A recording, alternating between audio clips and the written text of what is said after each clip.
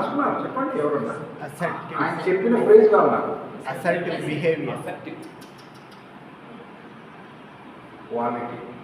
మీరు చేసే ప్రతి పనిలో Excellence. కదా, right words at the right time will make you learned person. ఇప్పుడు ఆయన గారు ఇక్కడ వచ్చి చెప్తుంటే మీరు అందరూ ఎందుకు వింటున్నారు? కనెక్షన్ లేకుండా మాట్లాడుతుంటే వింటారా? He gave that specific word for a specific purpose, and I thought I should harp on it. I should talk about it. Excellence. When you become excellent in Subbara to give my name to them, we can form a group. We'll start exploring. ఎక్కడెక్కడ ఏ ఏరియాల్లో ఏమేమి స్కూళ్ళల్లో ఎటువంటి చోట్ల మనం చేయొచ్చు. నేను nursery నుంచి చెప్తానండి. ఎక్కడ దాకా చెప్తాను అనొచ్చు, ఎంటెక్ వాళ్ళు కూడా చెప్తాను. అంటే మీ ఇంటికి ట్యూషన్కి వస్తారా? కాదు. గవర్నమెంట్ ఆఫ్ ఏపీలో ఇప్పుడు ఏపీ స్కిల్ డెవలప్మెంట్ కార్పొరేషన్ అని ఉంది కదా, అది విడిపోక ముందు ఐఈజీ జేకేసి అని ఉండేది, institute for electronic governance and Jawahar knowledge centres. వీటికి ముగ్గురే ఉండేవాళ్ళు ట్రైనర్స్. దానిలో ఒకరిని నేను, మిగతా ఇద్దరు లేడీస్. వాళ్ళు హైదరాబాద్ వరకు కన్ఫైన్ అయ్యేవాళ్ళు. రాష్ట్రం మొత్తం నాకు ఇచ్చేసారు. 22 జిల్లాలు నేనే దున్నుకున్నాను.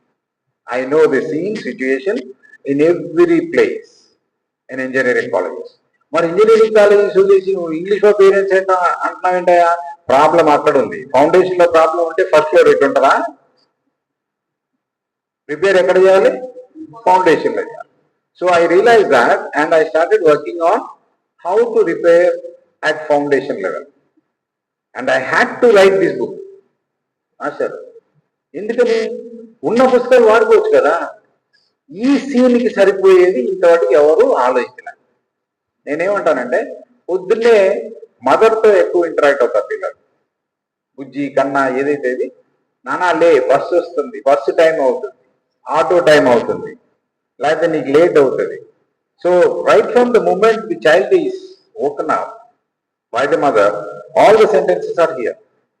Please wake up. Please go to toilet. Please use the washroom. Please take your bath.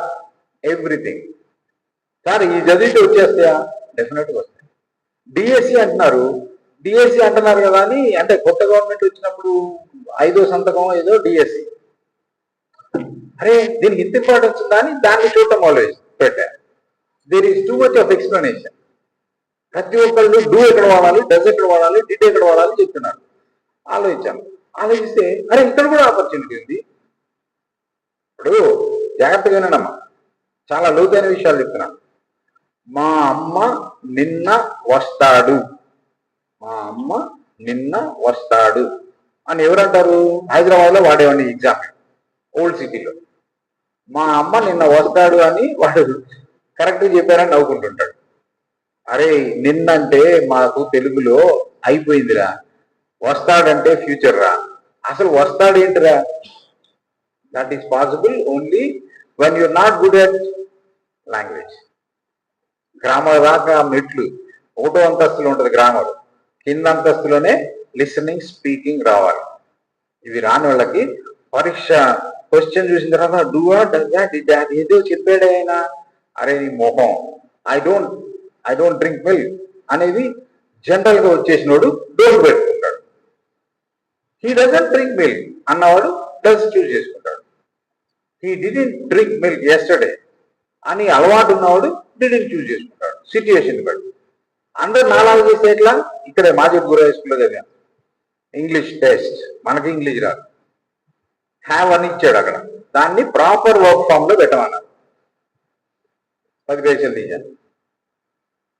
ఏమంటారు? బొమ్మ అయితే హ్యాజ్, పురుష అయితే హ్యాడ్. ఎందుకని? సార్లు పాపం కష్టపడి చెప్పారు, గుర్తుండదు. ఎట్లా గుర్తుంటుంది? ప్రాక్టీస్ చేసినోడు గుర్తుంటుంది. ప్రాక్టీస్ ఎవరు చేస్తున్నారు? ప్రాక్టీస్కి బెస్ట్ బుక్స్. ఇది అంతే తయారు చేశాను. అది వీరి లెవెల్లో భయంకరంగా రీసెర్చ్ చేసి మీరు ఎవరైనా ఊహించి చెప్పండి, ఒక పిక్చర్ డిక్షనరీ ఇది ఏ పదంలో మొదలవుతుండొచ్చు చెప్పండి? యాపిల్, అవునా కదా? కాదు.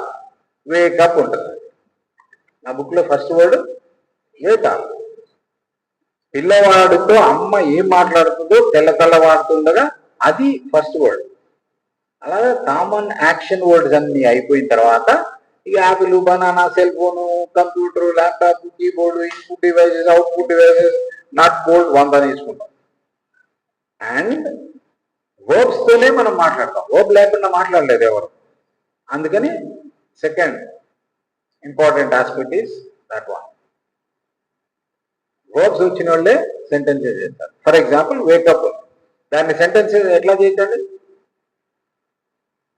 ముందు ప్లీజ్ పెడితే సెంటెన్స్ ఎక్కువ. ఏం చేయరు అసలు. వేకప్ వచ్చు, మీకు మీనింగ్ అర్థమైంది. మీరు వాడేటప్పుడు ఏం చేయాలి? ప్లీజ్ కలపాలి. దాన్ని వద్దు అని చెప్పాలి. ఏం చేయాలి చెప్పండి? ప్లీజ్. అయిపోయిందా?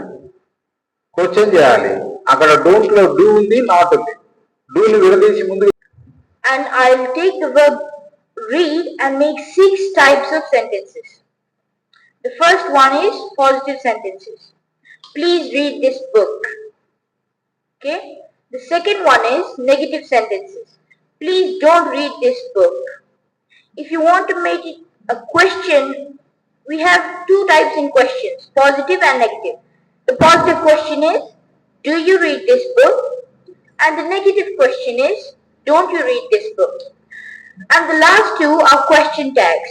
Positive statement with a negative question tag and a negative statement with a positive question tag. The positive statement with a negative question tag goes like, you read this book, don't you? You read this book is the positive statement and don't you is the negative question tag. Now let's go to the negative statement and positive question tag. You don't read this book, do you? Okay, like this, you just change the verb and you have 6 types of sentences that you use in your daily life. Okay, thank you. Thank you.